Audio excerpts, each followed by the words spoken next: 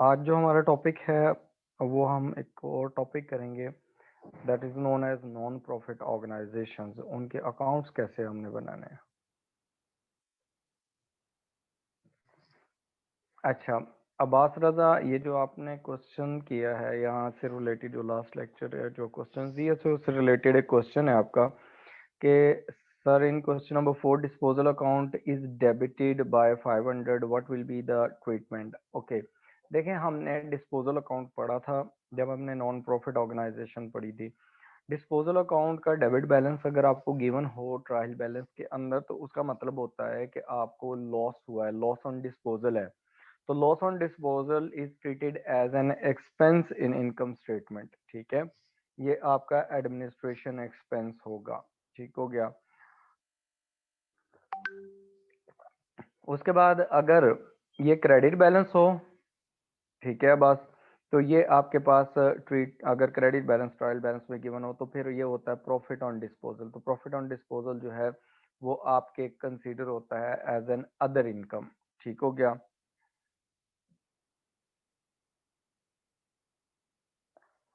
दूसरा क्वेश्चन है अब्बास आपका कि जो प्रोडक्शन मैनेजर है उसकी जो सैलरी होती है वो एफ एक्सक्यूज एच मी का पार्ट होगी जी।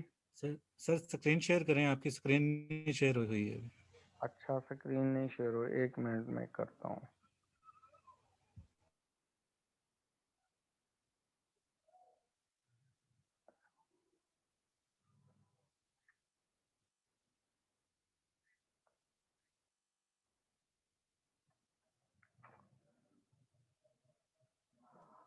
ओके। डन है सर, ओके हो गई है। Thank you. अच्छा,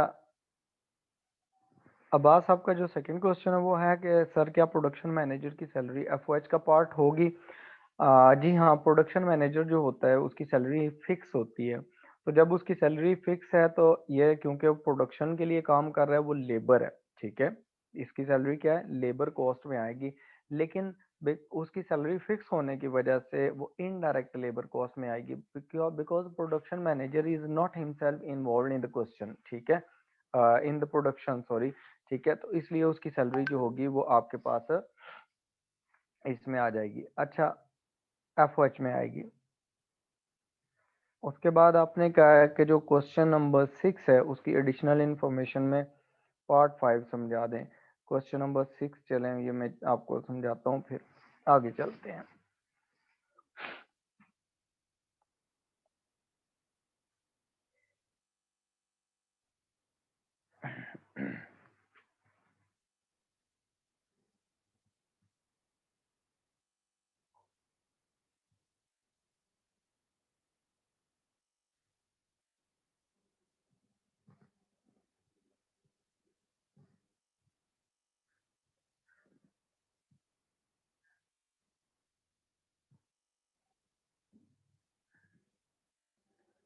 क्वेश्चन नंबर 6 पार्ट 5, देखें यही वाला क्वेश्चन है अब्बास जो स्क्रीन पे आपकी शेयर हो रहा है।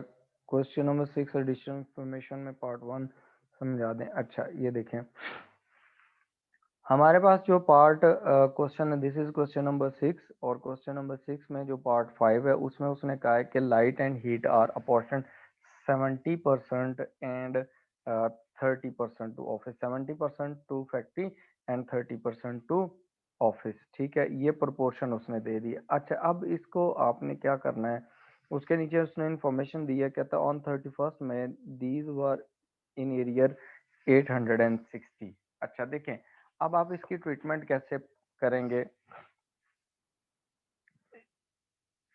यहाँ देखें जो आपके पास ना हीटिंग एंड लाइटिंग की कॉस्ट है ना, वो देखें। हीटिंग और लाइटिंग की जो कॉस्ट गिवन है क्वेश्चन में वो है ये वाली। ठीक है, 23,140। ठीक हो गया। उसमें से उसने कहा है कि आपकी एरियर में है 860। इसकी ट्रीटमेंट आप ऐसे करेंगे, क्योंकि ये फैक्ट्री हीटिंग है, एक तो आपके पास जो मैन्युफैक्चरिंग अकाउंट होगा उसके अंदर इसकी ट्रीटमेंट होगी, और दूसरा इनकम स्टेटमेंट के अंदर ट्रीटमेंट होगी। जो मैन्युफैक्चरिंग अकाउंट होगा उसमें एफ के अंदर इसकी ट्रीटमेंट होगी, ठीक है, और जो इनकम स्टेटमेंट है उसमें एक्सपेंसेस के अंदर इसकी ट्रीटमेंट होगी। अब ये करना कैसे है, हीटिंग एंड लाइटिंग के एक्सपेंस आपने लिखना है,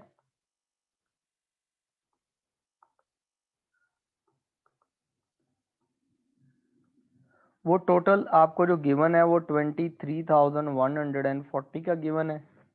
ठीक है, इसमें से जो अक्रूड है, अक्रूवल का मतलब, अक्रूड एक्सपेंस का मतलब है होता है कि आपका एक्सपेंस तो इस साल का है लेकिन आपने अभी पेमेंट नहीं की। तो जो आपके इंटरनेशनल अकाउंटिंग स्टैंडर्ड्स हैं वो कहते हैं कि जब अक्रूवल कॉन्सेप्ट के तहत कि आपने अगर पेमेंट की है या नहीं की, अगर एक्सपेंस इस साल का है तो आपने उसको लिखना है, रिपोर्ट करना है। तो 860 जो है वो आप इसमें ऐड कर देंगे। बाकी जब आप इसे प्रोपोर्शन करेंगे तो 70% एफओएच में आ जाएगा। ठीक हो गया, और इसी का हीटिंग एंड लाइटिंग का, इसी को आप जब रिपोर्ट करेंगे एक्सपेंसेस के अंदर तो 23,140 ये आपको फिगर गिवन है। ट्रायल बैलेंस में 860 जो है वो उसमें आप ऐड करेंगे और 30% यहाँ पर चार्ज कर देंगे। ठीक हो गया, ये प्रोपोर्शन हो जाएगा। Abbas, is that clear?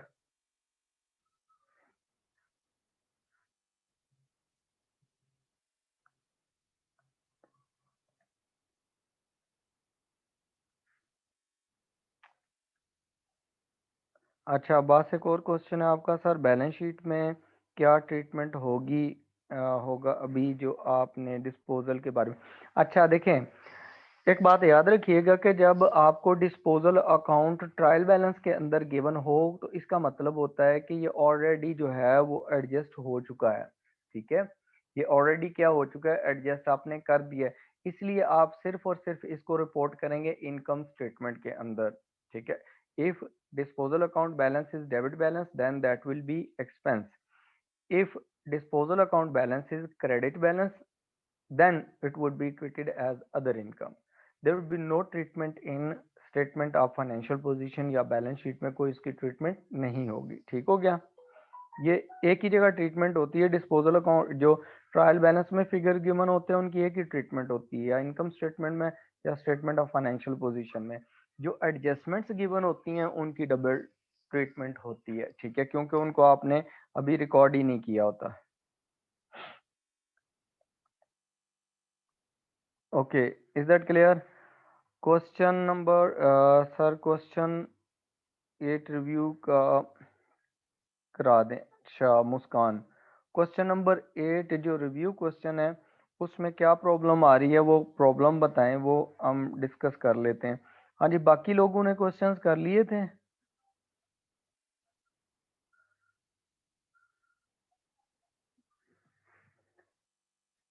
अच्छा मुस्कान, इसमें बताएं ये जो क्वेश्चन नंबर 8 है इसमें आपके क्या प्रॉब्लम आ रही है?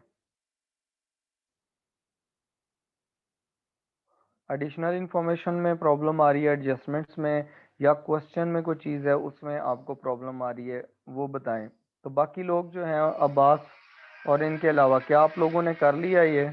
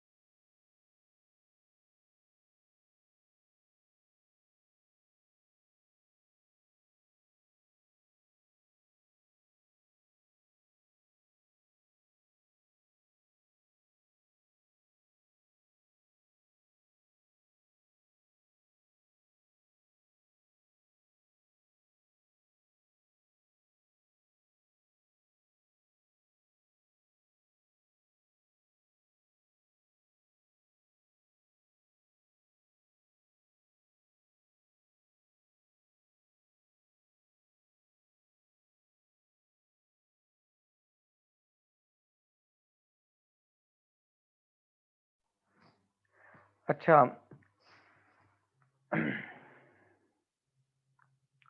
अच्छा, इक्वल नहीं आ रहा तो वो एडजस्टमेंट्स में कोई प्रॉब्लम होगी। मैं सॉल्यूशन आपको भेजूंगा, उसमें फिर आप देख लीजिएगा। जो एडजस्टमेंट में प्रॉब्लम्स हैं वो मुझे बताएं। अच्छा,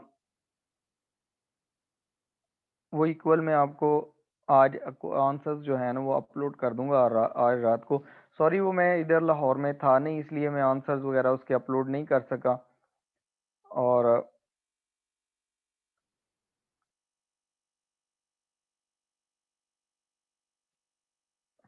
नहीं नहीं, अब आसरा सा एसेट्स में से इसको रिमूव नहीं करना। जो आपको डिस्पोजल अकाउंट गिवन है ना, ये ऑलरेडी एडजस्ट हुआ हुआ है। इसको आपने उसमें रिमूव, उसमें से एसेट्स की वैल्यू में से नहीं निकालना।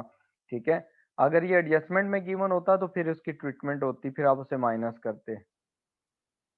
ओके नाला रजाक, ओके। सैयद मोहम्मद हादी कर लिए बट नॉट ऑल, आप सारे क्वेश्चंस कर लें। ठीक है, और उसके क्वेश्चंस कुछ स्टूडेंट्स है वो हैं जिन्होंने ना काफ़ी दफ़ा ट्राई किया है खुद ही, और उन्होंने ना काफ़ी माशाल्लाह ठीक कर लिया है। तो आप लोग भी जिन्होंने सारे क्वेश्चन नहीं किए ये कर लें, क्योंकि अब आपके पास टाइम बहुत कम है आगे इसकी प्रिपरेशन के लिए। तो अभी आपने ये नहीं कहना कि आपने प्रिपरेशन एंड पे जाके करनी है। बास Raza, question number sir question 8 की एडिशनल इंफॉर्मेशन का लास्ट पार्ट समझा दें। ओके अब्बास, ये this is question number 8। Question number 8 का जो लास्ट पार्ट है वो देखें। The last part is that is related to the debt provision for doubtful debts and bad debts. कहता है a debt of 3000 was considered irrecoverable. जो debt आपका irrecoverable consider होता है ना, इसका मतलब है ये बैड डेट हो गया है, ये आपके पास क्या हो गया, बैड डेट्स। ठीक है, तो बैड डेट्स जो होते हैं ना, उनकी जो अगर एडजस्टमेंट के अंदर गिवन है तो उनकी दो ट्रीटमेंट होती हैं। ठीक है, इसमें क्या होंगी, एडजस्टमेंट के अंदर दो ट्रीटमेंट होंगी। एक आप इनकम स्टेटमेंट में इसकी एडजस्टमेंट करेंगे, और दूसरे नंबर पर स्टेटमेंट ऑफ फाइनेंशियल पोजीशन में इसकी ट्रीटमेंट करेंगे। पॉइंट नंबर 7 की। ठीक है, अब वो एडजस्टमेंट क्या होगी देखें। जो इनकम स्टेटमेंट है उसमें आपके पास एक्सपेंसेस जो होते हैं, ठीक है, उसमें आप ये बैड डेट्स को रिपोर्ट कर देंगे जो आपके इररिकवरेबल डेट्स हैं।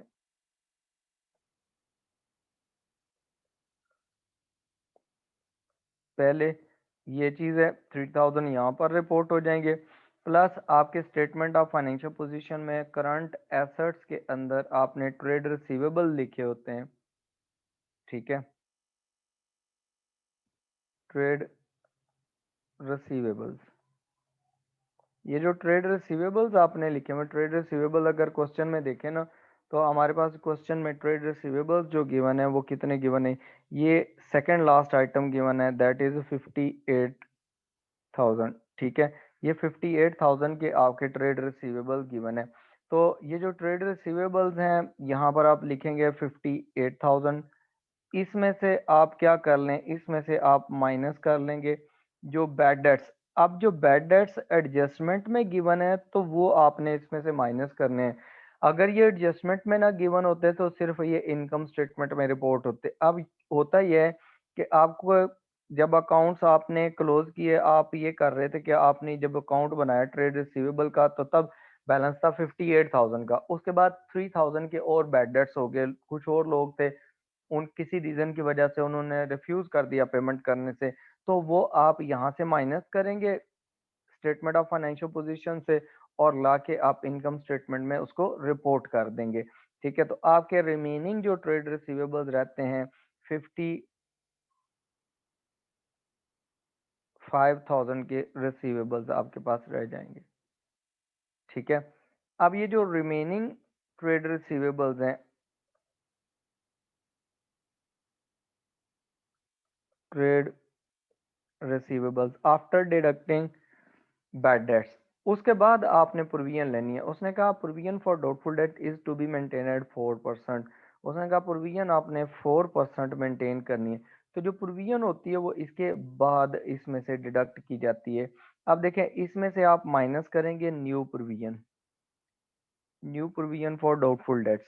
तो न्यू प्रोविजन जो इसमें से माइनस करेंगे वो कितनी है, वो 55,000 का आप कंसीडर करेंगे कितने परसेंट, 4%। कैलकुलेट 4% ऑफ 55,000 कितना आता है?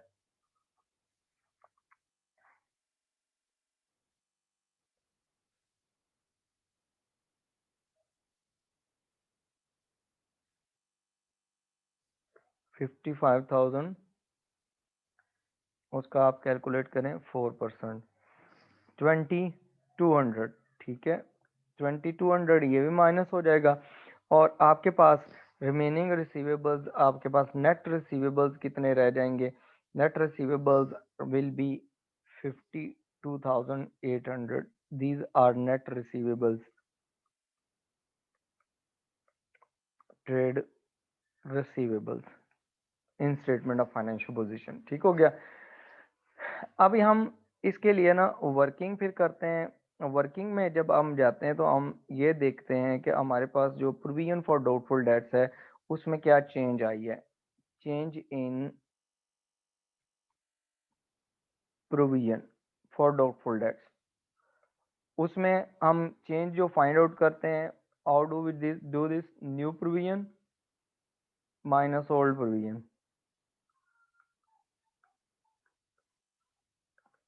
ठीक हो गया। New provision we have calculated here above, ये हमारे पास आगे न्यू प्रोविजन आई है 2200 की। ठीक है, ओल्ड प्रोविजन हम ट्रायल बैलेंस में हमें मिलेगी।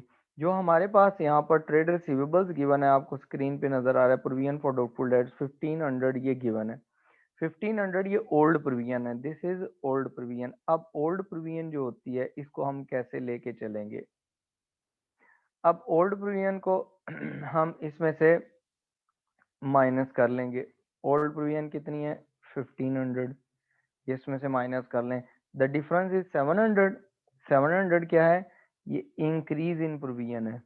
तो जो इंक्रीज इन प्रोविजन होती है that is treated as an expense. ठीक है, तो आपके पास जो प्रोविजन फॉर डाउटफुल डेट्स है, जो इंक्रीज है वो आप यहाँ पर लिख देंगे। डाउटफुल डेट्स कितना इंक्रीज है? 700। This will be the treatment. ठीक हो गया। Is that clear? अब्बास ये क्लियर है?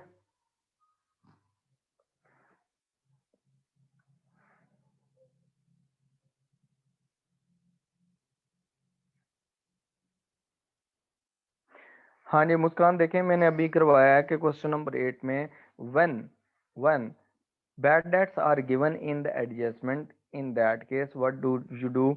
First of all deduct these from trade receivables।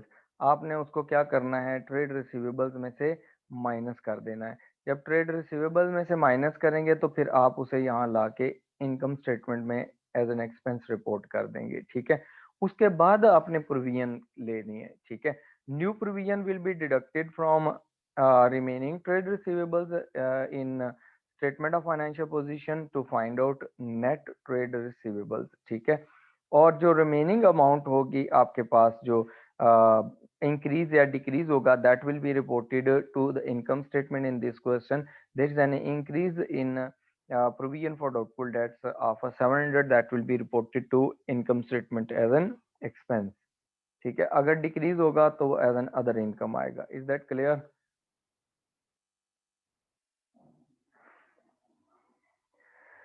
Muskan question number 8 में एफ जो मशीन है उसकी डेप्रिसिएशन जो है वो एफ एच होगी, बिकॉज मशीन के नाम के साथ आप देखें ना उसने क्या लिखा हुआ है। जो आपकी मशीन है क्वेश्चन नंबर 8 में, उसने जो मशीन दी हुई है वो मशीन कहाँ यूज होनी है? फैक्ट्री में यूज होनी है। उसने ये तो नहीं बताया कि ये हमारे पास हेड ऑफिस में यूज हो रही है। तो ये आपके पास गिवन है मशीनरी, ये आपके पास एफएच में जाएगी। लेकिन जो ऑफिस की डेप्रिसिएशन है that will be treated as an expense. ठीक है, उसको हम एक्सपेंस लेंगे क्योंकि अब जो ऑफिस है उसका कोई भी एसेट है उसकी डेप्रिसिएशन, इंश्योरेंस, हर चीज each and everything will be reported as an expense. ठीक है, अच्छा, इज दैट क्लियर?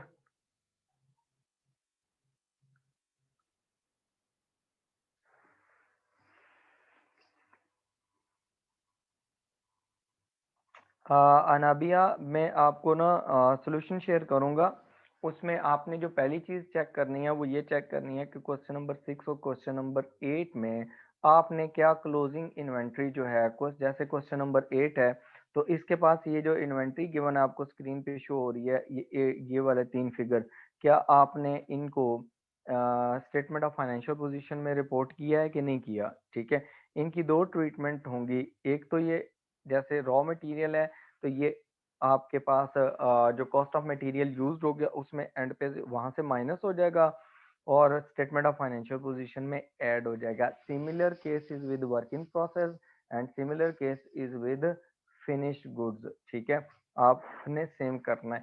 तो ये आपके एक एरर हो सकता है इसमें।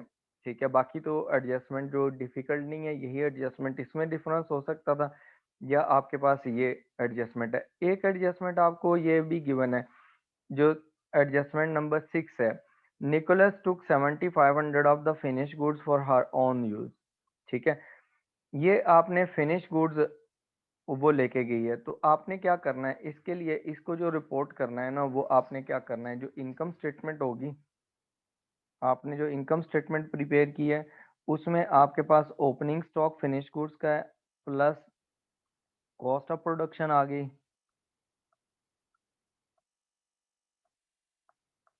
ठीक है, इसमें से आपने माइनस करनी है ड्राइंग्स। एक तो ड्राइंग्स आपकी यहाँ से माइनस हो जाएंगी 7500 की जो उसने गुड्स दी, एक यहाँ से माइनस हो जाएंगी।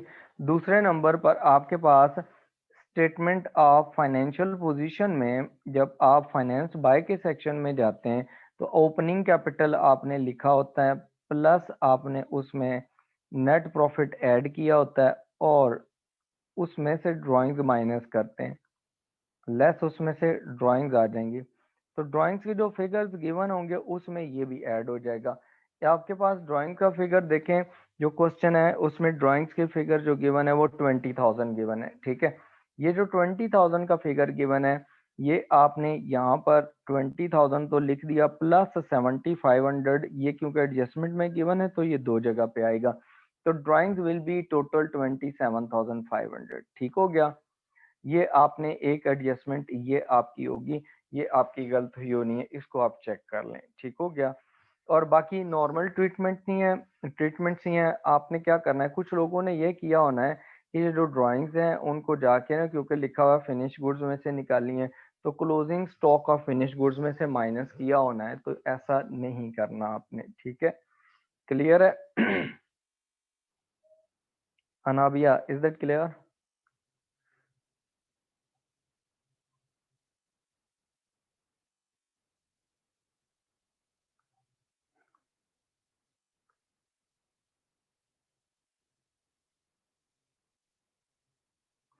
मुस्कान, प्रॉफिट ऑन डिस्पोजल जो होगा that will be treated as an other income not an expense. ठीक है, वो आपकी अदर इनकम है, नॉर्मल इनकम नहीं है ना। नॉर्मल इनकम का मतलब है कि नॉर्मली जो आप चीज़ें सेल करते हैं, परचेज करते हैं, उस पे जो इनकम होती है सेल करने पे वो नॉर्मल इनकम होती है, उसको हम रिपोर्ट करते हैं सेल्स में।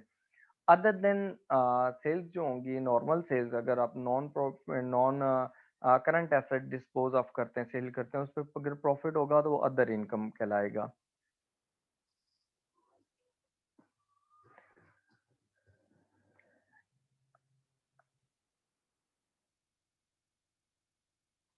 अब्बास, पार्ट 3 जो है उसको इसमें देख लें। पार्ट 3 भी मैं आपको क्वेश्चन नंबर 8 का पार्ट 3 भी करवा देता हूँ। अब देखें पार्ट 3 में उसने कहा कि insurance included a payment of 4800 for the year ended 31st अक्टूबर 2014। अच्छा, यहाँ देखें, इसको ज़रा समझ लें, इसमें भी गलती हो सकती है आप लोगों की। उसने कहा कि एक इंश्योरेंस की प्रीमियम पेमेंट है 4800 की। ठीक है, वो है फॉर द ईयर, एक साल के लिए, यानी कि 12 मंथ्स के लिए। ठीक है, अब वो जो 12 मंथ्स के एंड हो रहे हैं ना वो 31 अक्टूबर 2014 में हो रहे हैं। देखें, आप जो रिपोर्ट कर रहे हैं ना, उसने रिपोर्ट के लिए उसने दिया डेट, जिस डेट को आपने अकाउंट्स बनाने वो 31 जुलाई 2014 है। अच्छा देखें, आपकी रिपोर्टिंग डेट क्या है जिस पे आप अकाउंट्स बना रहे हैं, रिपोर्टिंग डेट वो है आपकी रिपोर्टिंग डेट 31 जुलाई 2014, जबकि इसके और जो साल अगला साल है, जो आपने एक साल की पेमेंट की है 12 महीने की, वो एंड हो रही है 31 अक्टूबर 2014। इसका मतलब है इस साल से आगे रिपोर्टिंग डेट के बाद का पीरियड जो है, अगस्त का पूरा मंथ, सितंबर का और अक्टूबर का, ये 3 मंथ्स हैं। ये जो 3 मंथ्स है ना, ये आपके नेक्स्ट ईयर से रिलेट करते हैं। ये किससे रिलेट करते हैं? नेक्स्ट अकाउंटिंग पीरियड से रिलेट करते हैं। तो हमारे पास जो कॉन्सेप्ट होता है ना, कि हम मैचिंग कॉन्सेप्ट अप्लाई करते हैं। तो मैचिंग कॉन्सेप्ट जो होता है, उसका मतलब ये होता है कि आपने ये जो एक साल होता है ना, जिस साल, जैसे ये ईयर एंड हो रहा है 31 जुलाई 2014 को, ये स्टार्ट हुआ होगा 1 अगस्त 2013 अकाउंटिंग ईयर, ठीक है। 1 अगस्त 2013 से 31 जुलाई 2014 तक एक साल बनता है। इस साल के इनकम लेंगे, रेवेन्यूज लेंगे, ठीक है, और इसी साल के एक्सपेंसेस उसमें से माइनस करेंगे, ठीक है। This is called matching concept. ना ही आप अगले पीरियड का कोई एक्सपेंस इस साल रिपोर्ट करेंगे, ना ही इस साल का जो अगले साल के जो एक्सपेंसेस आपने जो इस साल के अगले साल के लिए एक्सपेंसेस पे कर दिए हैं या इनकम अर्न कर लिए अगले साल एडवांस में ले लिए, वो इस साल आप नहीं करेंगे। तो इसका मतलब है कि ये आपके पास ना 3 मंथ अगले से रिलेटेड है। This is called prepaid insurance. ये आपके पास क्या है? प्रीपेड इंश्योरेंस है। तो इंश्योरेंस जो होगी वो प्रीपेड जब आप कैलकुलेट करेंगे, तो आप इंश्योरेंस की वैल्यू देखें कितनी। उसने कहा 4800 की एक वैल्यू थी इंश्योरेंस की, वो थी 12 मंथ्स के लिए। तो 12 मंथ्स पे आप डिवाइड करेंगे तो पर मंथ आपकी इंश्योरेंस निकल आएगी। मल्टीप्लाई बाय 3 मंथ्स करेंगे तो आपके पास 3 मंथ्स के लिए इंश्योरेंस आ जाएगी कि 3 मंथ की इंश्योरेंस के कितने पैसे हैं।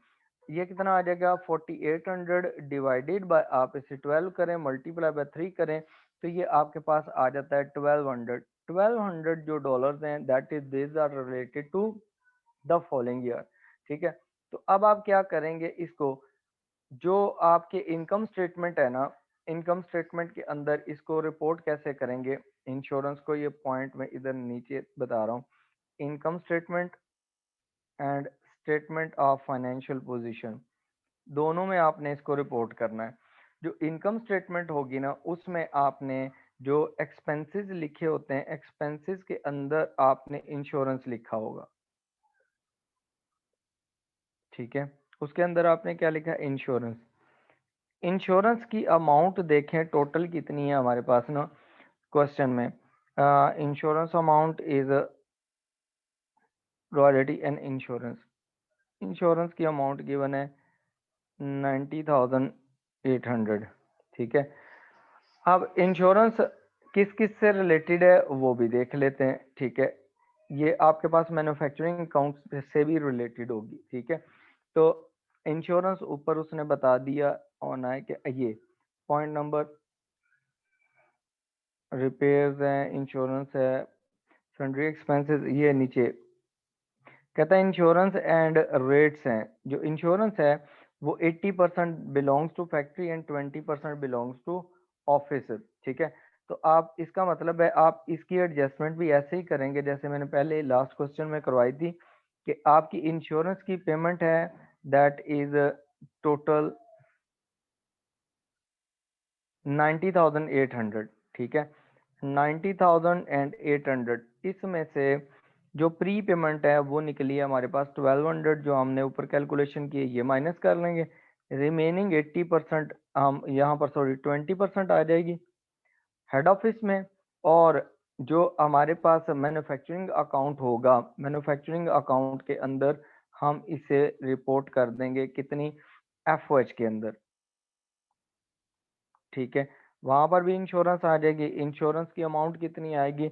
90,800 की टोटल अमाउंट है, उसमें से 1200 प्री पेमेंट है, और remaining 80% will be charge to FOH. ठीक हो गया? Is that clear?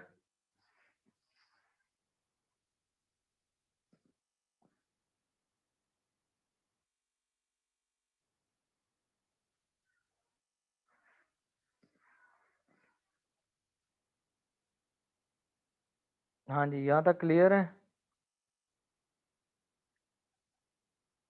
जी। इससे रिलेटेड और कोई क्वेश्चन?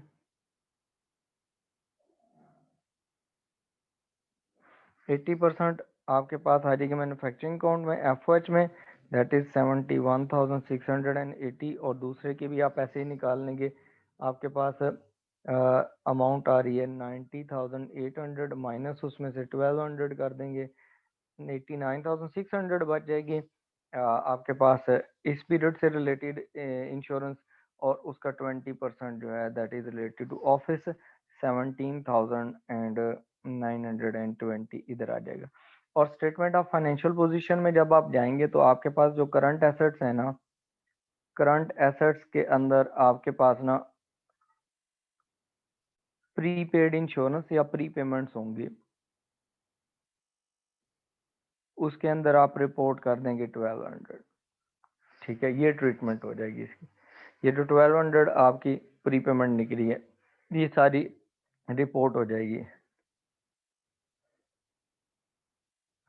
मुस्कान, आपका क्वेश्चन नंबर 4 में 8000 ड्राइंग्स में ऐड होगा। अच्छा, क्वेश्चन नंबर 4 देखते हैं। क्वेश्चन नंबर 4 में देखें, आपके पास ड्राइंग्स गिवन है। क्वेश्चन में ड्राइंग्स कितनी गिवन है?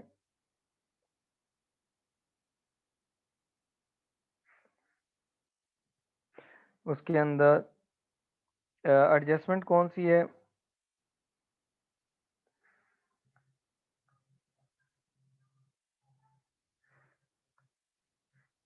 मुस्कान, आपने इसमें एडजस्टमेंट लिखे हैं तो मुझे समझ आएगी कि आपने कौन सी एडजस्टमेंट की बात की है 8000 वाली। ठीक है, आप मुझे एडजस्टमेंट लिख के भेजें ताकि मैं आपको बताऊं क्वेश्चन नंबर 4 में 8000 वाले।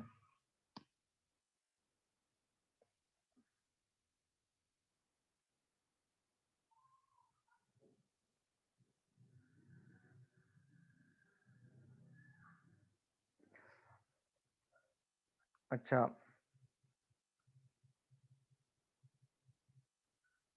क्वेश्चन नंबर 4 की एडजस्टमेंट नंबर 4। अच्छा, क्वेश्चन नंबर 4 देखें मुस्कान, ये एडजस्टमेंट नंबर 4 ये मैं आपको करवाता हूँ एडजस्टमेंट नंबर 4। उसने कहा है कि content with in the office wages and salaries 8000 taken by Khan. हाँ जी, हम ये देखें ऑफिस वेजेस एंड सैलरीज जो है उसमें 8000 जो है वो खान को पेमेंट हुई है। ठीक है, खान इज द ऑनर। तो ऑनर जो होता है ना, वो होता है आपके पास, वो जब भी कोई चीज लेके जाता है दैट इज कॉल्ड ड्राइंग्स। ठीक है, हम उसे क्या कहते हैं? ड्राइंग्स कहते हैं। उसने कहा है कि he also took finish goods, उसने फिनिश गुड्स भी लिए हैं कितने की? For is personal use of 1500। ठीक है, दो ड्राइंग्स हो गई हैं। अब देखें आपके पास ना जो यहाँ पर ड्राइंग्स होंगी ना, जो आपके पास स्टेटमेंट ऑफ फाइनेंशियल पोजीशन है, स्टेटमेंट ऑफ फाइनेंशियल पोजीशन, उसमें ओपनिंग जो कैपिटल होगा प्लस नेट प्रॉफिट आएगा माइनस ड्राइंग्स होंगी। तो ड्राइंग्स जो होंगी ना, वो देखें पहले आपको ट्रायल बैलेंस में कितनी गिवन है, उसमें ये दोनों ऐड हो जाएंगी। जो ड्राइंग्स गिवन है ना ऊपर क्वेश्चन में, वो आपके पास ड्राइंग्स का कोई फिगर नहीं गिवन।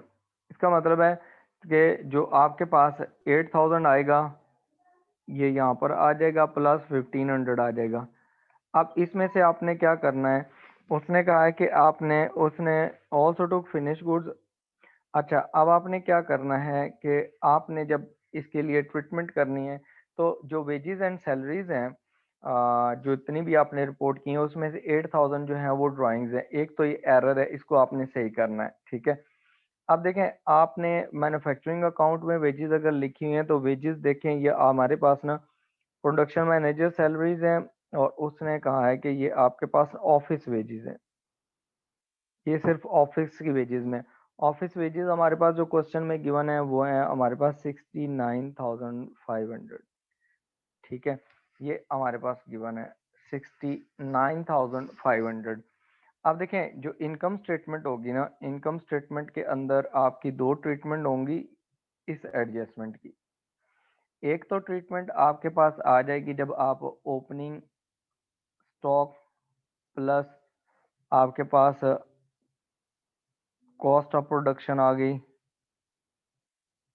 ठीक है, ये आ जाएगी, प्लस आपके पास परचेजेज आ जाएंगे, अगर परचेजेज आपने फिनिश गुड्स की हैं, माइनस उसमें से ड्राइंग्स आ जाएंगी। ड्राइंग्स कितनी आपकी आ जाएंगी? ड्राइंग्स आपने दो जगह पे ट्रीटमेंट करनी है। जो फिनिश गुड्स हैं वो आपने निकाली है 1500 की, तो 1500 यहाँ से माइनस कर लेंगे और यहाँ से जाके आप इसको रिपोर्ट कर लेंगे स्टेटमेंट ऑफ फाइनेंशियल पोजीशन में। और जो दूसरी है आपके पास वेजेस एंड सैलरीज, तो वेजेस एंड सैलरीज जब आप एक्सपेंसेस में जाएंगे, एक्सपेंसेस के अंदर आपने ऑफिस एक्सपेंसेस, एडमिनर सेलिंग, ऑपरेटिंग एक्सपेंसेस, उसमें जब आप जाते हैं तो उसमें अब आपके पास जो है वेजेस एंड सैलरीज गिवन है।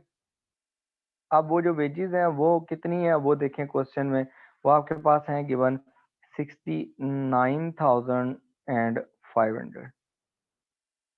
ठीक है, इसमें से भी 8,000 आप माइनस कर लेंगे। यहाँ से माइनस किया आपने, क्योंकि ये वेजेस नहीं है नॉर्मल, ये तो ऑनर ने पैसे निकलवाए, इनको वेजेस कंसीडर नहीं करेंगे। तो आप क्या करेंगे, इसको फिर रिपोर्ट कर देंगे इसमें ड्राइंग्स के अंदर। ये एडजस्टमेंट होगी इसकी। Muskan, is that clear?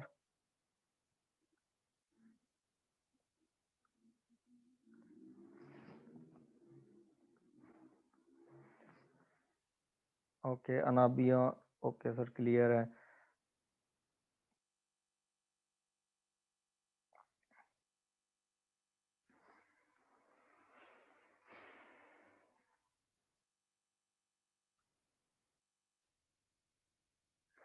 Insurance देख लें आप कितनी वैल्यू की है, उसके हिसाब से देख लें, एडजस्टमेंट ना उसके हिसाब से होगी।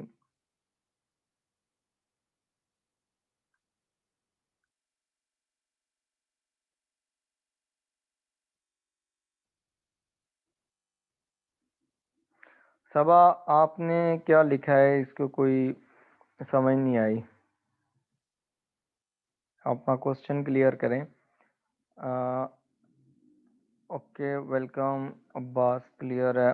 अच्छा, क्वेश्चन नंबर 4 में क्या बैलेंस शीट में ऑफिस इक्विपमेंट की बुक वैल्यू भी लिखेंगे कि नहीं, क्योंकि डिस्पोजल अकाउंट लॉस शो कर रहा है। अच्छा देखें, जो क्वेश्चन नंबर 4 है ना, इसमें अब्बास आप देखें, उसने उसमें आपने ना डिस्पोजल अकाउंट, ये इस यहाँ पर जो गिवन है ना, आपने क्वेश्चन नंबर 4 की बात की, तो क्वेश्चन नंबर 4 में डिस्पोजल अकाउंट मुझे देखने दे कहाँ का पर गिवन है। इसमें क्वेश्चन नंबर 4 के अंदर तो डिस्पोजल अकाउंट नहीं given Abbas.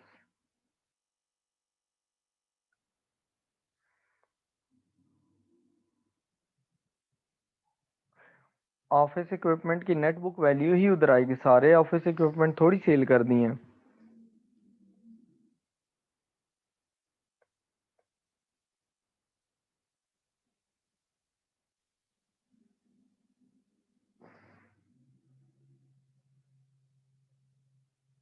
Abbas question number 4 में तो डिस्पोजल अकाउंट है ही नहीं। ठीक है, वो क्वेश्चन नंबर आपने शायद चेंज कर दिया।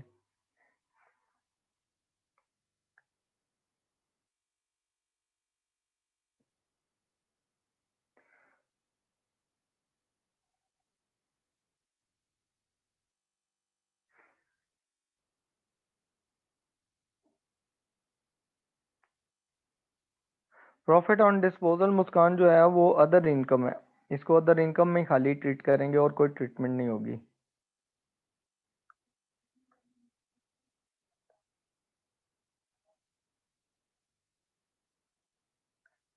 Profit on disposal means other income, आपने नॉन करंट एसेट सेल किया, उस पर प्रॉफिट आया। उसके बाद अगर लॉस ऑन डिस्पोजल है तो वो आपका एक्सपेंस होगा।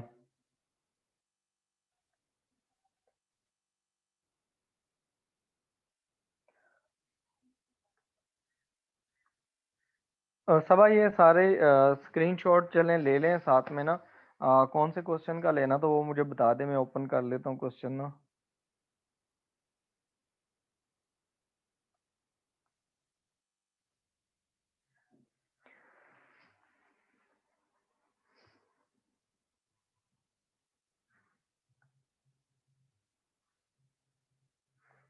क्वेश्चन नंबर 7 का, वैसे ये फाइल मैंने शेयर की थी क्वेश्चन नंबर 7 का, आपने स्क्रीनशॉट लेना है, ये तो मैंने शेयर किया हुआ था।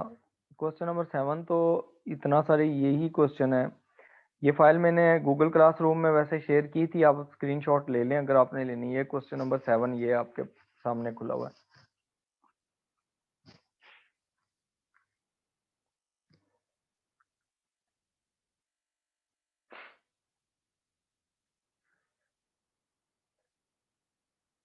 ओके, देखें अभी ना ये तो हमारे पास थे, इसमें जो कुछ क्वेश्चंस हैं वहाँ पर मैंने सारा कुछ शेयर किया हुआ है। यहाँ तो जस्ट मैंने ट्रीटमेंट समझाई है, सब आके ट्रीटमेंट क्या होंगे, एडजस्टमेंट्स जो बच्चों आप लोगों को प्रॉब्लम्स आई हैं बस वो मैंने समझाई हैं। तो अब हम क्वेश्चन पे आते हैं, यहाँ पर ना अपने आज के टॉपिक की तरफ आते हैं, नॉन प्रॉफिट ऑर्गेनाइजेशंस की तरफ। ठीक है,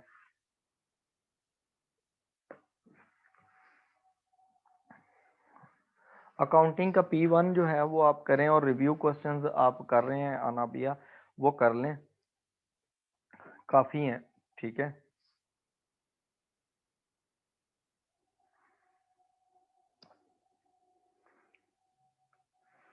एडिशनल प्रैक्टिस जहाँ ज़रूरत होगी वो मैं आपको बता दूंगा, फिर आपने वैसे करनी है या मैं आपको शेयर कर दूंगा एडिशनल। ठीक है, आप देखें हमारे पास जो आज का टॉपिक है ना वो है accounting for non profit organisation. Accounting for non profit organisations. अच्छा, ये जो नॉन प्रॉफिट ऑर्गेनाइजेशंस होती हैं ये क्या चीज़ होती हैं? सबसे पहले तो हम ये देखते हैं कि what does it mean by non profit organisation. जो नॉन प्रॉफिट ऑर्गेनाइजेशंस होती हैं ना, ये हमारे पास होती हैं वो ऑर्गेनाइजेशन जिसका बेसिक पर्पस जो है वो सोशल वेलफेयर है। ठीक है, basic purpose of organisation, basic purpose of organisation is to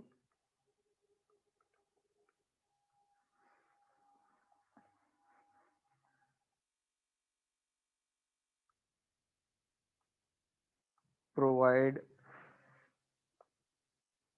facilities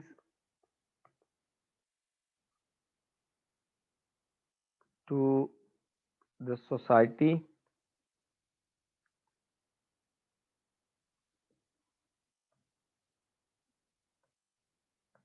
और मेंबर्स। ठीक है, जो ऑर्गेनाइजेशन के मेंबर्स होते हैं उनके वेलफेयर के लिए काम करना। फैसिलिटीज प्रोवाइड, फैसिलिटीज का मतलब है कि आपकी वेलफेयर। ठीक है, welfare of the organisation, welfare of the society. अब देखें इसमें जैसे कि आपके पास देखें कोई फुटबॉल क्लब हो सकता है। फुटबॉल क्लब जो होता है उसका काम क्या होता है कि अपने जो प्लेयर्स होते हैं, जो मेंबर्स होते हैं, उनके लिए, उनकी वेलफेयर के लिए काम करना, उनको ग्राउंड प्रोवाइड करना जहाँ पर वो फैसिलिटीज होती हैं, कोच होता है, सारा कुछ होता है जहाँ पर वो ट्रेनिंग करते हैं। ठीक है, अब उनका बेसिक पर्पस ये नहीं होता कि उन्होंने प्रॉफिट अर्न करना है। इसी तरह आपके पास कोई क्रिकेट क्लब है, इसी तरह कोई और ऑर्गेनाइजेशन है जिसको स्पोर्ट्स ऑर्गेनाइजेशन है, जहाँ पर लोग जो है ना वो प्लेयर्स जाते हैं वहाँ पर लर्निंग करते हैं। ठीक है, that is known as a non profit organisation. Similarly आपके पास शौकत खानम है। जैसे शौकत खानम है तो उसमें क्या है कि आपके पास ना उसमें भी आप क्या करते हैं, उसका काम है जो कैंसर के पेशेंट्स हैं उनको सर्व करना। ठीक है, और उनकी वेलफेयर करना। उनका पर्पस ये नहीं है कि उन्होंने प्रॉफिट अर्न करने। इसी तरह जो एदी ऑर्गेनाइजेशन है, एदी फाउंडेशन, एदी फाउंडेशन जो है उसका काम भी क्या है, उसका काम भी यही है कि उन्होंने क्या करना है, लोगों की वेलफेयर है उनके लिए, उनको फैसिलिटेट करना है। उनका बेसिक पर्पस ये नहीं है कि उन्होंने वहां से प्रॉफिट जनरेट करने। जबकि जो दूसरी ऑर्गेनाइजेशन प्रॉफिट मेकिंग ऑर्गेनाइजेशन होती है उसका पर्पस ही यही होता है एग्जिस्टेंस का, कि उन्होंने शेयर होल्डर्स इन्वेस्ट करते हैं या ओनर्स इन्वेस्ट करते हैं और उस पर प्रॉफिट अर्न करना। ठीक है, profit earning is not the purpose of the organisation. ठीक है, profit earning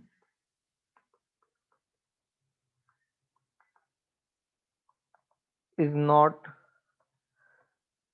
the purpose of existence.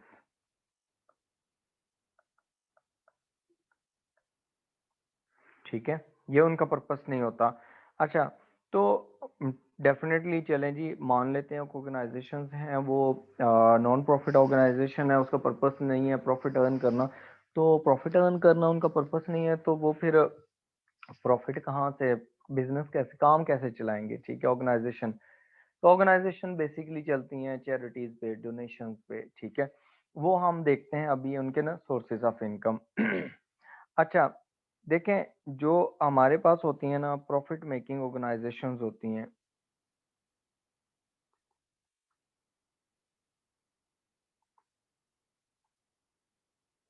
Profit making organisations and non profit organisations, इनका इनके दरमियान डिफरेंस क्या है?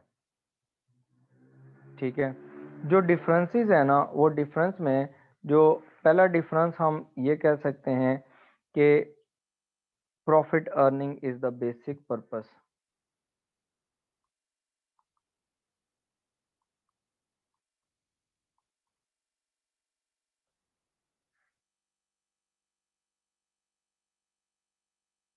ठीक है, जबकि नॉन प्रॉफिट ऑर्गेनाइजेशन में social welfare is the basic purpose. Social welfare is the basic purpose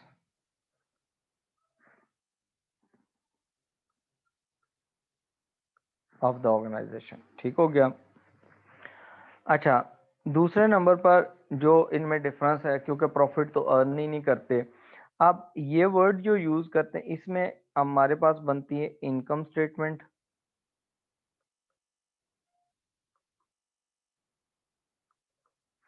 ठीक है, ये जो जो नॉन प्रॉफिट ऑर्गेनाइजेशन होती है, ये इनकम स्टेटमेंट की बजाय इनकम एंड एक्सपेंडिचर अकाउंट बनाती है।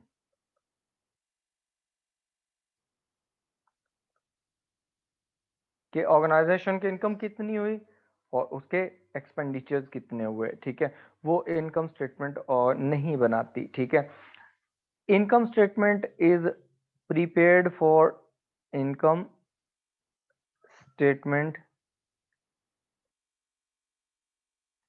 is only prepared for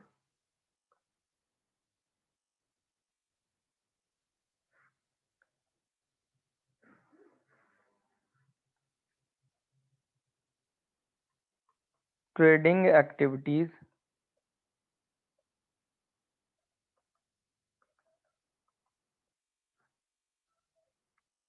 like cafeteria.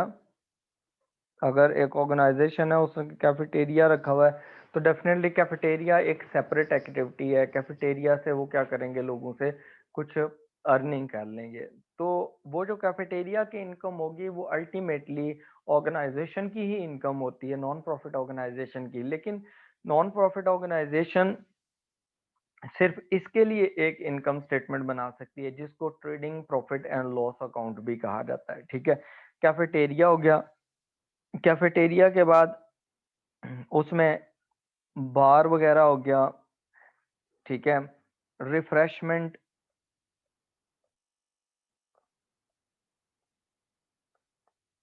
Area हो गया, ठीक है, डिफरेंट नेम वो दे सकते हैं।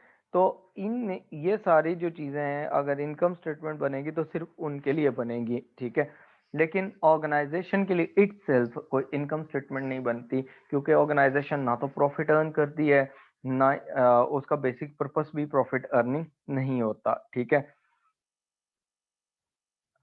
अब इसमें क्या होता है, या तो ऑर्गेनाइजेशन को प्रॉफिट होगा या लॉस होगा, जो प्रॉफिट मेकिंग ऑर्गेनाइजेशन है। जबकि नॉन प्रॉफिट जो ऑर्गेनाइजेशन है, उसमें प्रॉफिट नहीं होगा, उसमें सरप्लस होगा या डेफिसिट हो जाएगा। प्रॉफिट और लॉस का वर्ड यूज नहीं कर सकते।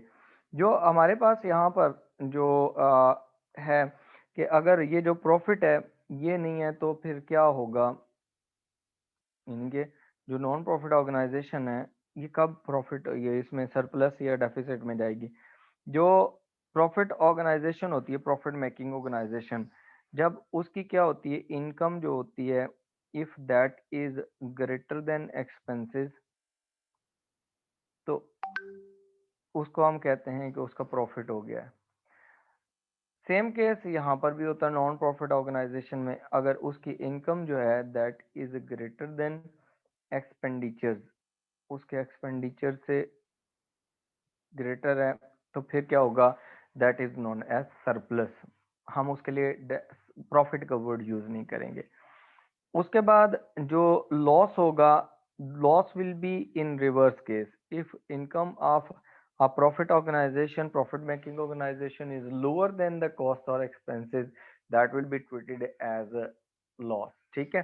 और जो हमारे पास नॉन प्रॉफिट ऑर्गेनाइजेशन है उसमें लॉस नहीं होता, उसमें अगर इनकम जो है that is lower than expenditures, expenditures ज्यादा हैं, इनकम कम है, in that case that will be consider as deficit. ठीक हो गया।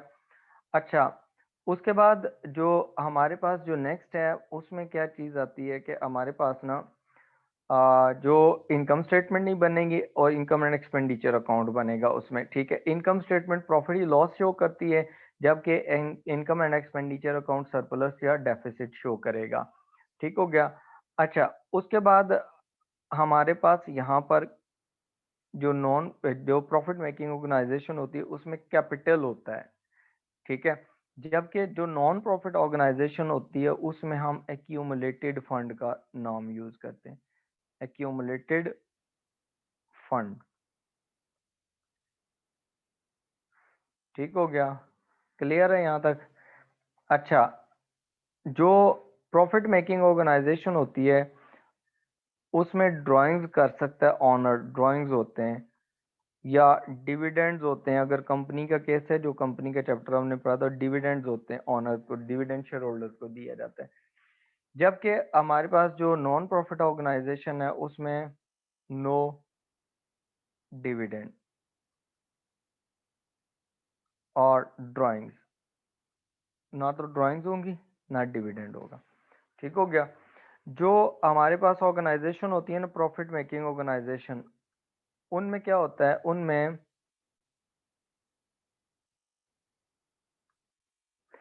शेयर होल्डर्स होते हैं, ऑनर्स या share holders. Share holders will be in case of company. ठीक है, पार्टनरशिप के केस में ऑनर्स होंगे पार्टनर्स, और हमारे पास ना ये जो सोल ट्रेडर होगा उसमें सोल ऑनर जो होगा he will be consider as a sole owner, sole जो ऑनर है वही कंसीडर होगा और उसको हम ऑनर का नाम देते हैं। जबकि जो नॉन प्रॉफिट ऑर्गेनाइजेशन है इसमें ऑनर कोई नहीं होता, इसमें मेंबर्स होते हैं। ठीक है, या बोर्ड होता है जो उसको रन कर रहा होता है। ठीक है, जैसे शौकत खानम है उसमें कोई ऑनर नहीं है, उसमें क्या एक बोर्ड बना हुआ है, वही बोर्ड रन कर रहा है। ठीक है, इसी तरह ईदी फाउंडेशन है, तो ईदी फाउंडेशन जो है उसमें ईदी फाउंडेशन में भी कोई ओनर नहीं है, वो मेंबर्स हैं जो उसको चला रहे हैं, रन कर रहे हैं। ठीक हो गया, इज दैट क्लियर। अच्छा, जो हमारे पास जो सोर्सेज ऑफ इनकम होते हैं ना इसमें, वो क्या होते हैं हमारे पास ना, वो भी हम यहाँ डिस्कस कर लेते हैं। सोर्सेज ऑफ इनकम, जो प्रॉफिट ऑर्गेनाइजेशन होती है, प्रॉफिट मेकिंग ऑर्गेनाइजेशन, उसमें सोर्स ऑफ इनकम जो होती है ना वो sale of goods and services होती हैं, कि गुड्स और सर्विसेज जो है उसको सेल कर दिया जाए, ये मेन सोर्स ऑफ इनकम होता है उनका। ठीक है, जबकि जो नॉन प्रॉफिट ऑर्गेनाइजेशन होती हैं ना, नॉन प्रॉफिट ऑर्गेनाइजेशन में जो सोर्स ऑफ इनकम होता है वो कौन कौन से होते हैं।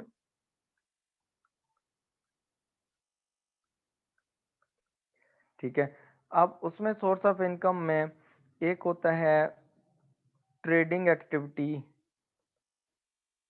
ट्रेडिंग इनकम, ठीक है। ट्रेडिंग इनकम किस किस की होगी, जैसे कैफे है, बार है, हमने ऊपर पढ़ा यहाँ पर ना कि उनके पास ना कैफे या बार वगैरह होगा, जो रिफ्रेशमेंट एरिया होगा, ठीक है, वहां से वो प्रॉफिट अर्न करते हैं। ठीक है, ये एक तो ये हो गया आपके पास ना एक सोर्स ऑफ इनकम ये होता है। दूसरे नंबर पर होता है चैरिटी। जो चैरिटी होता है या डोनेशन जिसे कहते हैं, this is the second source of income. ठीक हो गया। अच्छा, चैरिटी हो गया, उसके बाद आपके पास आ गया यहाँ पर डोनेशंस। इसके बाद आपके पास ना सब्सक्रिप्शन होती हैं।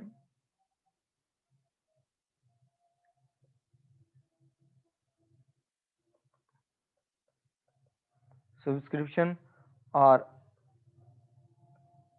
Membership fee.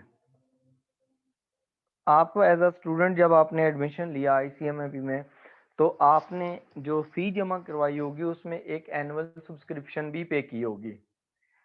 आपने अभी अपना वाउचर देखा है, कभी अपने वो देखे हैं, उसमें देखे हैं कभी ना, आज जाके देखिएगा, उसमें एक आपकी एनुअल सब्सक्रिप्शन भी उसके अंदर होनी है, तो वो जरा चेक कीजिएगा। सबा जो पेपर हैं वो आपके होने हैं फेब में। ठीक है।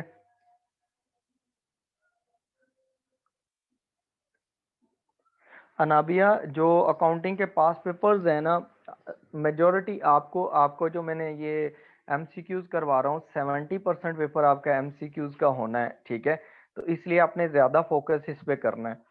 आपने ना ये नहीं, बिल्कुल ऐसा भी नहीं करना कि टोटली फोकस एमसीक्यूज पे कर लें। आपके जो टॉपिक्स हैं, जैसे इनकम स्टेटमेंट कैसे बनती है, और ये चीजें जो मैंने साथ साथ करवाई हैं, बैंक रिकॉन्सिलेशन स्टेटमेंट कैसे बनती है, इस तरह के क्वेश्चंस आपने लॉन्ग भी करने हैं। ठीक है, और मैं आपको एक और दूंगा जो क्वेश्चन के सेट एट द एंड दूंगा, जो आपने फिर कर लेने long questions before appearing in exam. ठीक है। बाकी रिव्यू क्वेश्चंस जो है नुमान मलिक की जो बुक है, जो मैं टॉपिक्स करवाए हैं आपने वो करने हैं। ठीक है। अच्छा, मुस्कान आपने लिखा है कि 1900 एनुअल सब्सक्रिप्शन फी है। अच्छा, एज अ स्टूडेंट आपकी जो भी एज अ सब्सक्रिप्शन फी होगी वो आपने देख लेनी है। ठीक है, वो कितनी है। और एज अ मेंबर जब आप मेंबर बन जाएंगे तो उस टाइम भी आपकी सब्सक्रिप्शन फी होगी। इसी तरह आप देखें, ये जो लाहौर जिमखाना क्लब है, यहाँ पर भी जो मेंबर्स हैं वो एनुअल सब्सक्रिप्शन देते हैं, तो वो भी एक सोर्स ऑफ इनकम होता है। अच्छा, उसके बाद जो सोर्स ऑफ इनकम होता है वो जैसे इनकम फ्रॉम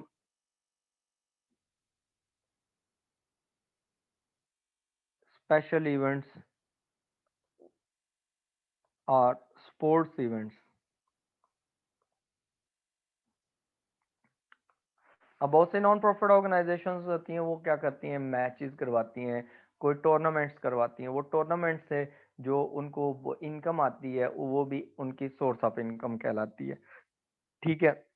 अब इसमें जो आपके पास जो वर्किंग होगी ना, अब जब आपने कैलकुलेशंस करनी है, तो वर्किंग जो होगी आपको इसकी वर्किंग करनी पड़ेगी, ट्रेडिंग इनकम की। ठीक है। डोनेशंस वगैरह की आपके पास नो वर्किंग। ये वर्किंग क्यों नहीं होती, उसकी वजह यह है कि अगर एक दफा किसी ने डोनेशन दिया है तो जरूरी नहीं है कि अगली दफा ही दे, बाउंड नहीं है वो। ठीक है। और आप ये नहीं कह सकते कि लास्ट टाइम आपने डोनेशन दिया था, इस दफा आप दोबारा दें। ठीक है। तो डोनेशन और चैरिटीज का कोई अकाउंट नहीं बनेगा, जो भी आपको इनकम गिवन होगी एज इट इज आपने लिखनी है। मेंबरशिप फी, इसके लिए वर्किंग करनी पड़ेगी और इसके क्वेश्चन सेपरेट भी काफी ज्यादा आते हैं। ठीक है। और उसके बाद इनकम फ्रॉम स्पेशल इवेंट, इसके लिए डिपेंड करता है कि आपके को गिवन है या नहीं। अगर तो उसने कहा है कि आपने एक टूर्नामेंट करवाया, उसमें से रजिस्ट्रेशन फी आपकी है 10,000, तो वो 10,000 आप इधर लिख लें, और उसमें से एक्सपेंसेस 8,000 हुए हैं तो 8,000 को आप एक्सपेंडिचर्स में रिपोर्ट कर सकते हैं। अच्छा, अब इसमें ना फाइनेंशियल स्टेटमेंट्स जो हैं वो कौन कौन सी बनेंगी वो देखते हैं। जो financial statements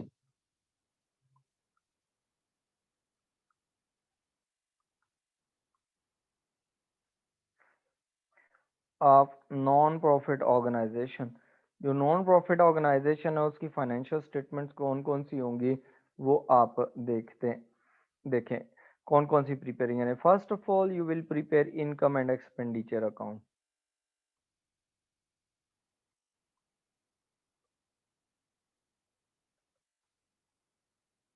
income and expenditure account बनाएंगे। सेकंड में आप क्या करेंगे, आप इसमें ट्रेडिंग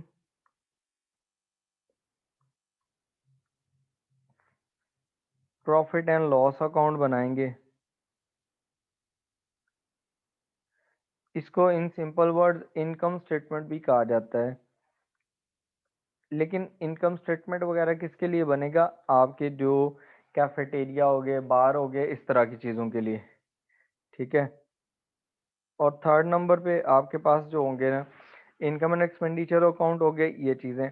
उसके बाद आपने स्टेटमेंट ऑफ फाइनेंशियल पोजीशन बनानी है। ये आपके पास स्टेटमेंट ऑफ फाइनेंशियल पोजीशन में एक ही चीज़ चेंज होगी, बाकी कोई चीज़ें चेंज नहीं होती, ठीक है। अब यहाँ देखें जो हमारे पास जो वर्किंग्स होंगी, तो फिर आपको वर्किंग्स कौन कौन सी करनी पड़ेंगी, तो वर्किंग्स के लिए वो मैं आपको बताता हूँ कि आपने वर्किंग्स कौन कौन सी करनी है।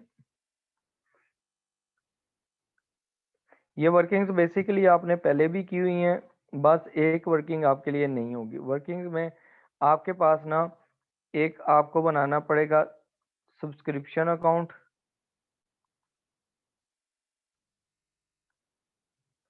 ठीक है। सेकंड आपको बनाना पड़ेगा इनकम अकाउंट, ठीक है।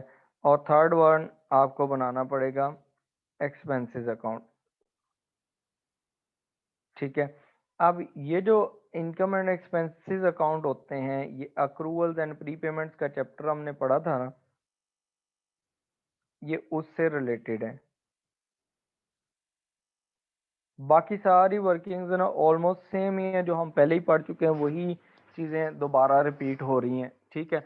अब आप यहाँ जब हम ये अकाउंट्स बनाएंगे तो आपको पता लगेगा कि हमने इसमें ना सारी चीज़ें वही हैं जो हम ऑलरेडी पढ़ चुके हैं, सिर्फ उसमें फ़र्क इतना सारा होगा या नॉन प्रॉफिट ऑर्गेनाइजेशन में थोड़ी बहुत टर्म्स चेंज होंगी, बाकी सारी चीज़ें सेम है, प्रेजेंटेशन सिर्फ डिफरेंट होगी, ठीक है। अब इसमें देखें हमारे पास जो इनकम स्टेटमेंट और ये चीज़ें जो बनेंगी ना, वो हमारी फाइनेंशियल स्टेटमेंट्स कैसे बनेंगी। फाइनेंशियल स्टेटमेंट्स इनके जो फॉर्मेट्स हैं वो कौन से होंगे।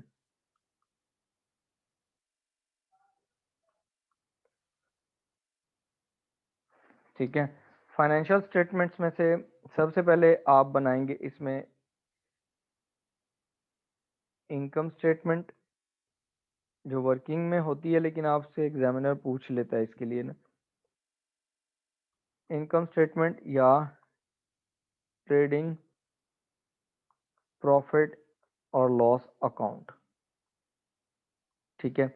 ये होता है सिर्फ और सिर्फ किसके लिए, आपके पास ट्रेडिंग एक्टिविटी के लिए। फिर आपके पास इसमें आता है सेकंड नंबर पर income and expenditure account, income and expenditure account,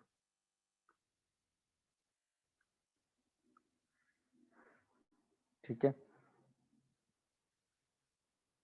और इसके बाद थर्ड में statement of financial position. Statement of financial position जो होगी वो सेम होगी, एज इट इज होगी जो आपने पहले भी प्रिपेयर की है, ठीक है। सिर्फ एक चीज़ है, कैपिटल की जगह आप एक्यूमुलेटेड फंड का नेम यूज़ करेंगे। अच्छा, ट्रेडिंग अकाउंट जो होता है, ट्रेडिंग अकाउंट का जो फॉर्मेट होता है वो फॉर्मेट क्या होगा, आप वो फॉर्मेट कैसे फॉलो करेंगे। देखें, सबसे पहले first of all you will write down net sales. Net sales मतलब आपके सेल्स माइनस सेल्स रिटर्न, ठीक है। एग्जाम में आपके पास हो सकता है सेल्स ऊपर लिखी हो और उससे नीचे सेल्स रिटर्न लिखी हो, तो वो आपने एज इट इज लिख लेनी है, वो उसमें कोई मसला नहीं है, ठीक है। इसमें से आपने क्या करना है, लेस करना है कॉस्ट ऑफ सेल्स, ठीक है। जो कॉस्ट ऑफ सेल्स है उसमें क्या क्या चीजें आती हैं, ओपनिंग स्टॉक प्लस परचेजेज आ जाएगा, माइनस परचेजेज रिटर्न या रिटर्न आउटवर्ड्स, ठीक है, प्लस इसमें आ जाएगा आपका कैरेज इनवर्ड्स। ये फॉर्मेट वही है जो हम पहले बनाए हुए हैं हम इनकम स्टेटमेंट के लिए। कैरेज इनवर्ड्स आ जाएगा, कैरेज इनवर्ड्स के बाद आपके पास है ड्राइंग्स आ जाएंगी, तो सॉरी इसमें ड्राइंग्स नहीं होती, क्लोजिंग स्टॉक आ जाएगा, कैरेज और क्लोजिंग स्टॉक। ठीक है, ये कैलकुलेशंस करने के बाद आपके पास जो नेक्स्ट फिगर आएगा, ये नेट सेल्स आ गई आपके opening stock plus purchases minus purchase return plus carriage inward और माइनस क्लोजिंग स्टॉक। ये माइनस करेंगे तो आपके पास यहाँ पर आंसर आ जाएगा ग्रॉस प्रॉफिट का।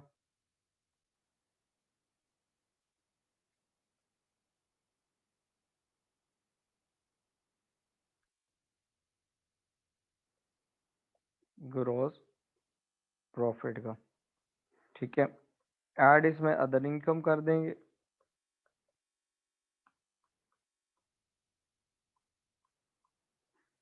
और लेस इसमें लॉसेस ऑपरेटिंग एक्सपेंसेस कर देंगे।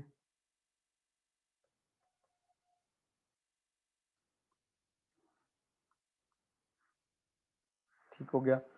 उसके बाद ना हमारे पास जो चीज़ आती है वो है income and expenditure account. Income और एक्सपेंडिचर अकाउंट जो है ना, उसमें हमारे पास जो है वो है, आपने लिखना है इनकम, आपकी इनकम कितनी है ऊपर ये लिखेंगे, और उसमें से लेस कर देंगे आप एक्सपेंसेस, या इन्हें हम एक्सपेंडिचर्स कहते हैं।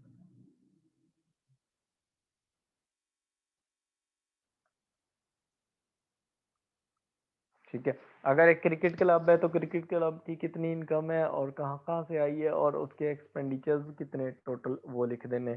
ठीक है, अब ये देखें यहाँ पर आप सोर्स ऑफ इनकम डिक्लेयर करेंगे कि आपका सोर्स ऑफ इनकम कितना है। आपको ट्रेडिंग इनकम हुई है, क्या ट्रेडिंग एक्टिविटी से आपको कोई पैसा मिला है, तो जो आपके पास यहाँ पर ये जो आपने इनकम स्टेटमेंट बनाई है, इसका जो आंसर आएगा वो यहाँ पर आएगा। ठीक है, ट्रेडिंग इनकम प्लस आप क्या करेंगे, इसमें डोनेशंस हैं, चैरिटीज हैं, वो आप लिख देंगे। ठीक है, डोनेशन हो गया, चैरिटी हो गया। चैरिटी के बाद आपके पास जो चीज़ आती है वो क्या है, वो है सब्सक्रिप्शन।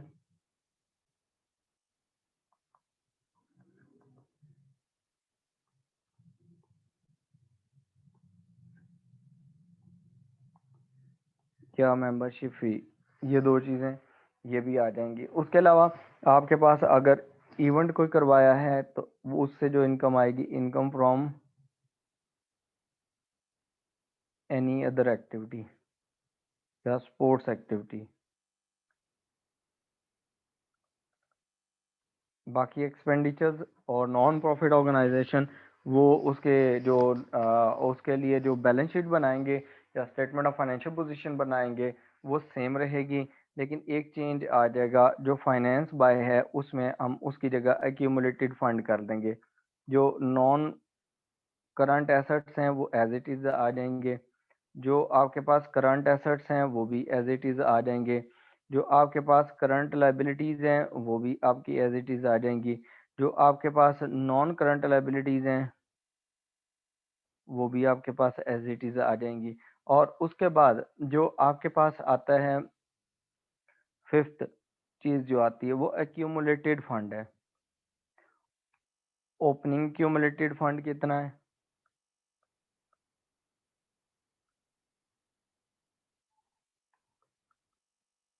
क्योंकि कैपिटल तो होता ही नहीं है, तो एक्यूमुलेटेड फंड ओपनिंग गिवन होगा, प्लस इसमें सरप्लस है तो वो ऐड कर देंगे, और अगर डेफिसिट है तो वो माइनस कर देंगे।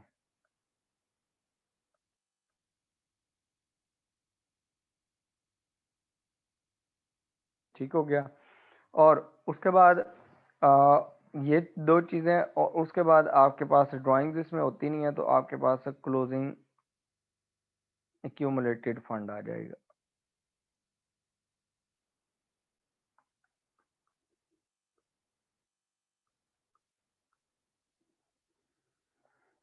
ठीक हो गया, क्लियर है यहाँ तक? अच्छा, अब यहाँ देखें, हम इसका करते हैं अब क्वेश्चन, तो उसके बाद हम चलते हैं आगे। अच्छा, उसमें उसमें भी ना मैं आपको ना एक अकाउंट वर्किंग करने के लिए ना सब्सक्रिप्शन का अकाउंट बनाना सिखाता हूँ। वो ज़रा लिख, आप वो भी सीख लें ताकि आपको कैलकुलेशंस में कोई मसला ना हो। वर्किंग्स वर्किंग्स में ना आपके सब्सक्रिप्शन अकाउंट आएगा, ठीक है। सब्सक्रिप्शन जो है बेसिकली ये इनकम होती है ऑर्गेनाइजेशन की। तो इनकम का अकाउंट और सब्सक्रिप्शन का अकाउंट एक ही होगा, एक जैसा ही बनेगा, ठीक है।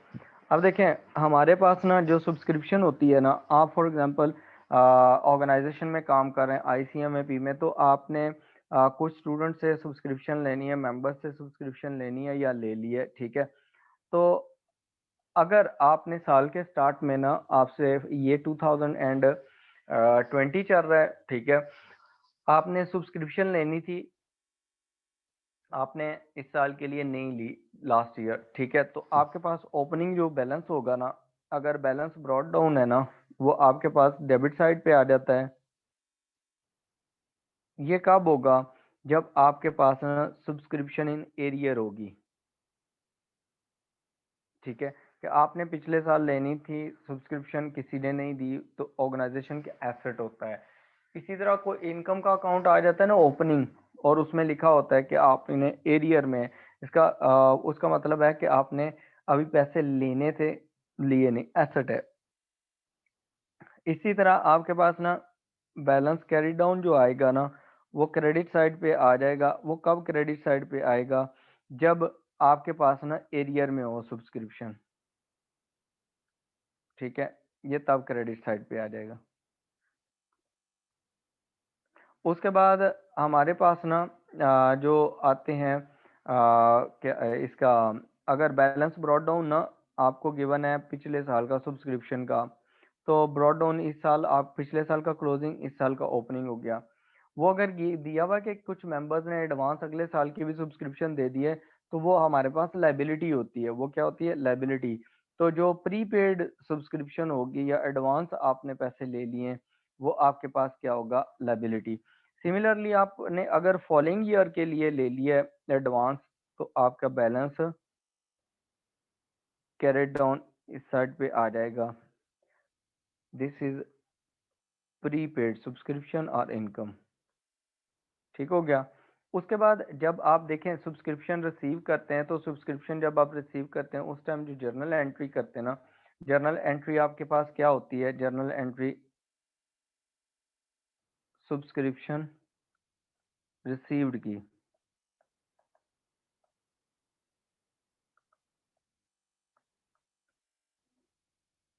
सब्सक्रिप्शन रिसीव्ड में डेबिट बैंक अकाउंट,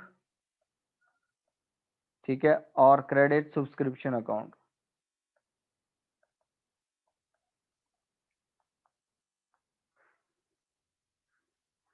ठीक हो गया। अब यहाँ देखें कि आपके पास ना ये जो इनकम होगी, अब हम सब्सक्रिप्शन का अकाउंट बना रहे हैं, तो सब्सक्रिप्शन अकाउंट के क्रेडिट साइड पे ये अमाउंट जाएगी जो आप रिसीव करेंगे, और डेबिट में यहाँ पर डेबिट रेफरेंस लिख देंगे। ये क्या है? Subscription received. अच्छा, समटाइम्स ऐसा भी होता है कि कुछ लोग हैं, मेंबर्स थे, उन्होंने पैसे देने थे, वो या तो छोड़ के चले गए ऑर्गेनाइजेशन, या वो उन्होंने कंट्री चेंज कर ली। Sometimes in case of death death भी हो जाती है, तो वो बैड डेट्स होते हैं। तो बैड डेट्स जो होते हैं ना, वो भी हमारे पास सब्सक्रिप्शन अकाउंट्स में क्रेडिट साइड पे आ जाएंगे, बैड डेट्स। फिर हमने इस अकाउंट को क्लोज करना है। जब हम इस अकाउंट को क्लोज करेंगे, तो नॉर्मली ये होता है कि हमारे पास ना ये वाली जो साइड है क्रेडिट बड़ी होती है, तो हमारे पास जो बैलेंसिंग फिगर आता है वो हमारे पास डेबिट साइड पे आ जाता है, जो कि हमारे पास इनकम एंड एक्सपेंडिचर अकाउंट में जाएगा। ये बैलेंसिंग फिगर होगा, और ये this will be your expense for, sorry, income for the year, ठीक है। अब ये जो इनकम होती है सब्सक्रिप्शन अकाउंट की, इसको आपने रिपोर्ट करना होता है सब्सक्रिप्शन अकाउंट में। ऊपर जो सब्सक्रिप्शन का हमने ये कैलकुलेशंस ये मैंने शो की हैं, यहाँ पर आपने रिपोर्ट करना होता है इनकम एंड एक्सपेंडिचर अकाउंट में, ठीक है। और जो आपके एक्सपेंसेस के अकाउंट्स हैं उसके लिए आप क्या टी अकाउंट जो हम नॉर्मली पहले भी बनाते थे, अगर आपके ओपनिंग एंड क्लोजिंग बैलेंसेस दिए हुए हैं और आपने एक्सपेंस फॉर द ईयर निकालना है तो आप एक्सपेंस अकाउंट बनाएंगे, ठीक है। जो एक्सपेंस अकाउंट बनेगा वो ऑपोजिट बनेगा ऊपर वाले का। अगर आपके पास ना उसने कहा कि प्रीपेड एक्सपेंस आपके पास गिवन था, तो balance brought down will be on the debit side for the prepaid expenses, ठीक हो गया। उसके बाद अगर वो कहता है कि आपके पास ना eight the end of the year कोई एक्सपेंस प्रीपेड है अगले साल के लिए, तो वो भी आपका एसेट होता है, ठीक हो गया। उसके बाद आपके पास वो कहता है कि आपके पास ओपनिंग बैलेंस जो है बैलेंस ब्रॉट डाउन, वो क्या है, वो आपके अक्रूड हैं,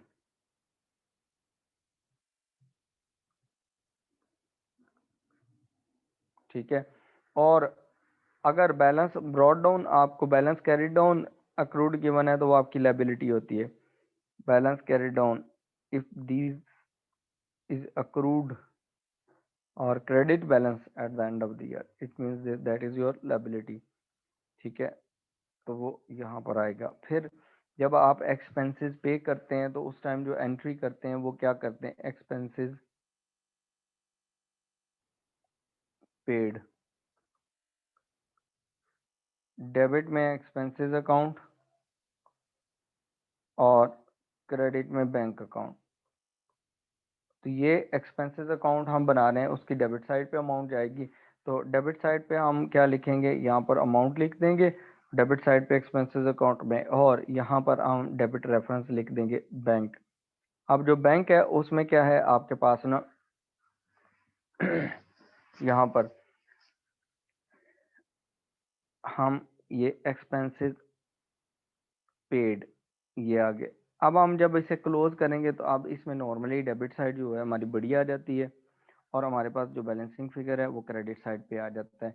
तो हमारे पास ये जाएगा, जो भी इनकम स्टेटमेंट का अगर बैलेंस है तो वहाँ चला जाएगा, अगर इनकम एंड एक्सपेंडिचर के एक्सपेंसेस हैं तो वहाँ चले जाएंगे, but this would be a balancing figure,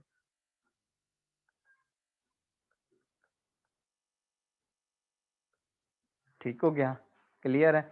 अच्छा, अब देखें मैं कुछ डेटा लिखता हूँ, आप और सब्सक्रिप्शन अकाउंट बनाते हैं, देखते हैं कि वो आप कैसे करेंगे।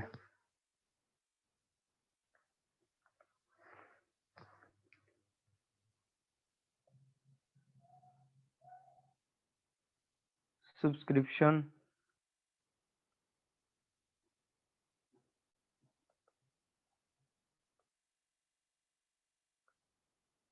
Details,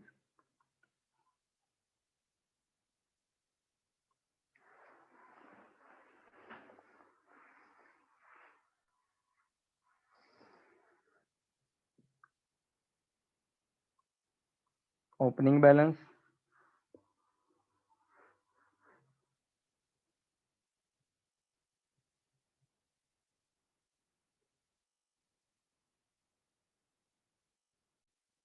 closing balance,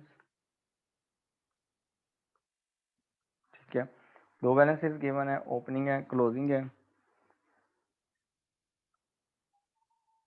subscription received 3 column,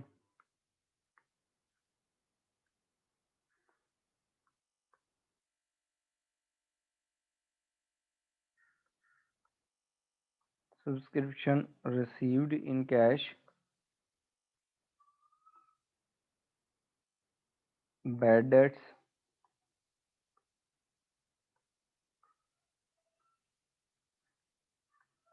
closing balance, subscription income.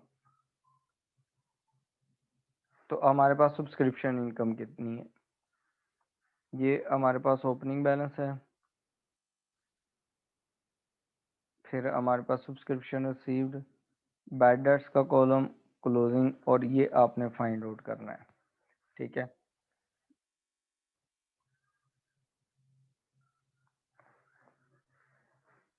अच्छा देखें, केस नंबर 1 जो है उसमें मैं आपको कहता हूँ कि ओपनिंग बैलेंस जो था ना सब्सक्रिप्शन का, वो था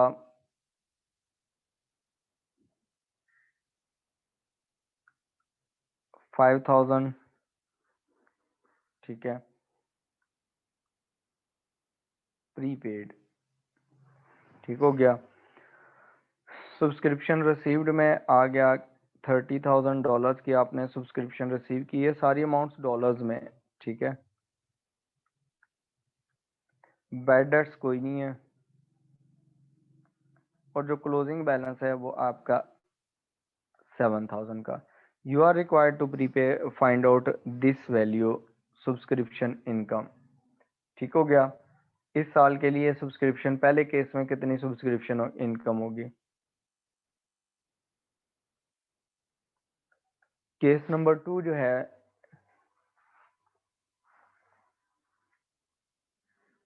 ये जो है ये भी प्रीपेड है क्लोजिंग, ठीक है।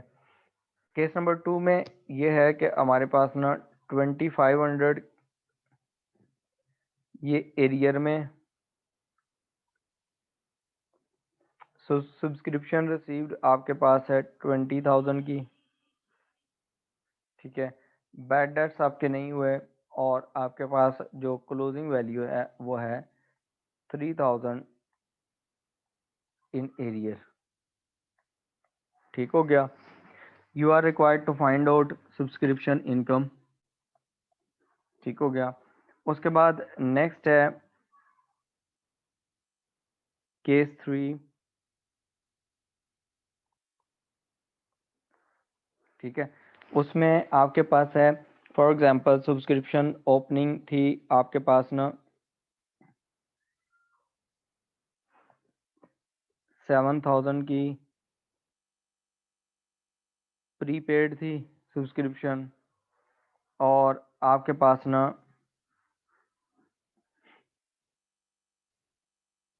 2,000 की एरियर में थी। दो सब्सक्रिप्शन आपके पास थी। कुछ मेंबर्स ने एडवांस दे दिया था, कुछ मेंबर्स ने अभी आपको एडवांस पेमेंट नहीं की। During the year you received subscription of $50,000, ठीक है। और आपके बैड डेट्स जो हुए वो 1,000 के हो गए, और आपके पास जो क्लोजिंग आपके पास आगे वो आए 4,000 prepaid subscription. You are required to find out subscription income, ठीक है। फिर आपके पास आता है केस नंबर 4, उसमें फॉर एग्जांपल हमारे पास ना स्टार्ट में 6,000 एरियर में था, ठीक हो गया। और सब्सक्रिप्शन रिसीव आपने की है 70,000 की, बैड डेट्स कोई नहीं है, और आपके पास जो क्लोजिंग बैलेंस है वो है प्रीपेड,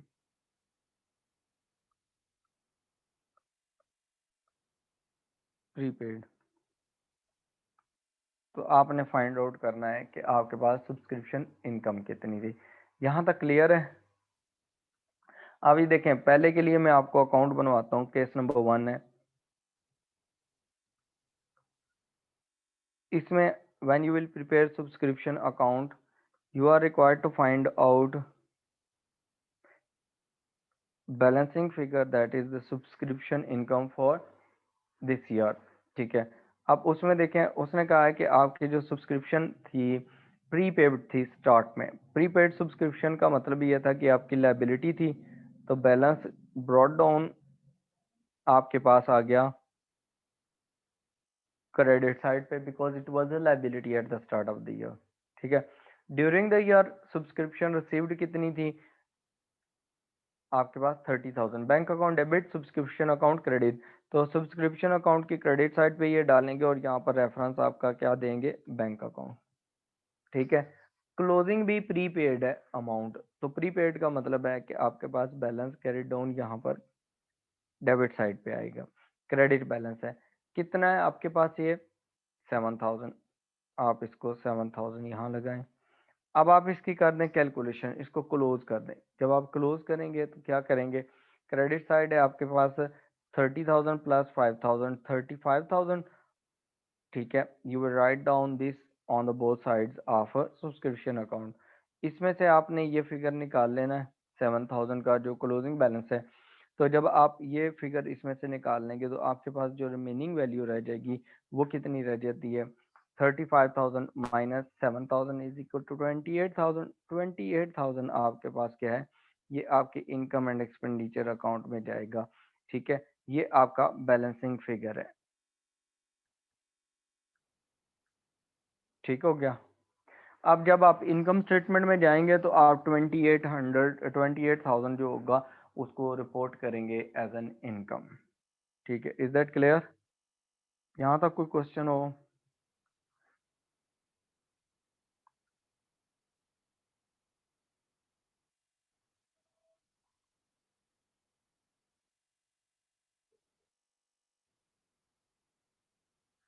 ठीक है, मैं आपको इसके क्वेश्चंस भी शेयर कर दूंगा इस चैप्टर के। अभी मैं आपको ना आज ये शेयर करूंगा, ठीक है, कि ये चैप्टर जो हमने लेसन पढ़ाया है इसको आपने रिवाइज कर लेना है दोबारा।